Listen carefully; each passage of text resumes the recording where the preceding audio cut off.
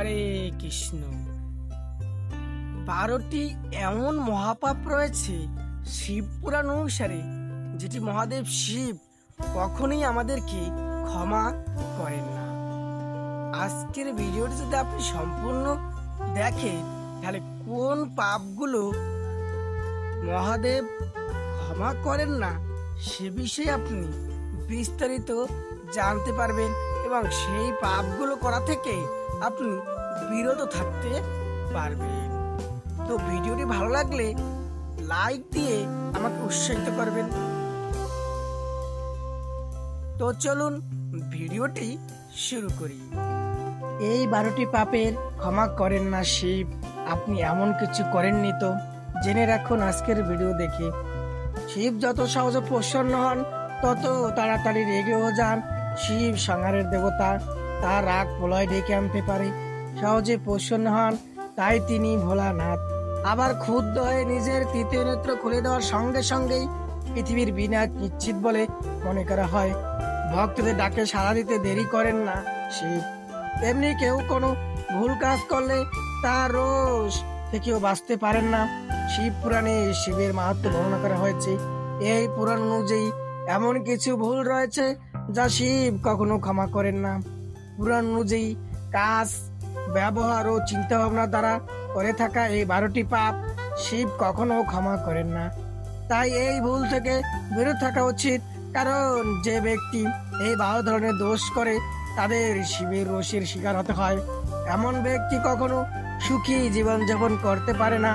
হাতে নাতে কারো কোনো ক্ষতি না করলেও নিজের মনে কোনো দুর্ভাবনা আনলে বা কারো ক্ষতি করার চিন্তা করলে সেটি পাপ কর্মের সেই অন্তর্ভুক্ত হয়। এখানে কোনো পাপের কথা বলা হয়েছে, জেনে নিন। চিন্তা ভাবনার দ্বারা পাপ কর্ম: 1. কোনো সহজ সরল ও নিরাপরাধ ব্যক্তিকে কষ্ট দেওয়া, তার ক্ষতি করা বা ধন সম্পদ লুট করা। সেই ব্যক্তির জীবনে বাধা সৃষ্টি করার পরিকল্পনা বা চিন্তা ভাবনা করলে শিব আপনাকে কোনো মতেই ক্ষমা করবে না। 2. অন্যের স্বামী বা স্ত্রীর উপর কুনজর দেওয়া বা তাকে লাভ করার ইচ্ছা পোষণ করলে এটি পাপেরই সমান। এগোনো মানসিকতা শিবকে রাগিয়ে দিতে পারে। 3. অন্যের ধন সম্পদ আত্মসাৎ করার বা নিজের কাছে রেখে নেওয়ার ইচ্ছা পোষণ করাও শিবের চোখে ক্ষমাহীন অপরাধ। 4. ভালো কথা ভুলে যে ব্যক্তি নিজের কুপথ নির্বাচন করেন, তাদের এই পাপ কর্মকেও শিব ক্ষমা করেন না। ভাষার মাধ্যমে পাপ কর্ম: কারো ক্ষতি না করা সত্ত্বেও তাদের জন্য নিজের মনে খারাপ চিন্তা ভাবনা রাখা যেমন পাপ কর্মের শ্রেণীভুক্ত, ঠিক তেমনি কথাবার্তা ও ভাষার কারণেও ব্যক্তি পাপ কর্মের অংশীদার হতে পারে। 1. গর্ভবতী বা রজস্বলা মহিলাকে কটু কথা বললে ও তার মনে আঘাত হানলে শিব ক্ষমা করবেন না। 2. কারো মানহানি করার উদ্দেশ্যে মিথ্যা কথা বলা প্রতারণার শ্রেণীভুক্ত, এমন কাজ করলে ব্যক্তি ক্ষমাহীন পাপের অংশীদার হয়। 3. আবার সমাজে কারো ক্ষতি বা মানহানি করার উদ্দেশ্যে তার অনুপস্থিতিতে কথা বলা, গুজব রটানো শিবের দৃষ্টিতে পাপ এবং তিনি সেই পাপী ব্যক্তি কোনো মতে ক্ষমা করেন না। কর্মের দ্বারা পাপের অংশীদার হওয়া: চিন্তা ভাবনা ও ভাষা ছাড়াও নিজের কর্মের কারণে ব্যক্তি পাপের অংশীদার হয়। কোন পাপ কর্ম করলে বা কোন কর্ম করলে ব্যক্তি ক্ষমাহীন পাপের ভাগীদার হয়, জেনে নিন।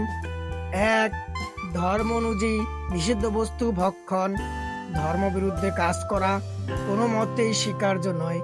এমন কিছু করলে সেই ব্যক্তি শিবের রোষের পাত্র হয়। 2. বাচ্চা, মহিলা বা কোনো দুর্বল প্রাণীর বিরুদ্ধে হিংসাত্মক ও অসামাজিক কার্যকলাপ করা মানুষকে পাপের অংশীদার করে। 3. ভুল পদ্ধতিতে অন্যের সম্পত্তি আত্মসাৎ করা, ব্রাহ্মণ বা মন্দিরের জিনিস চুরি করা বা ভুল পন্থা অবলম্বন করে কুক্ষিগত করাও পাপের শ্রেণীভুক্ত। 4. ভুলেও গুরু, মা বাবা, স্ত্রী বা পূর্বপুরুষের অপমান করা উচিত নয়। 5. মদ্যপান, গুরু স্ত্রীর সঙ্গে সম্পর্ক স্থাপন, দান করে দেওয়া জিনিস বা অর্থ ফিরিয়ে নেওয়া মহাপাপ। এই পাপ কখনো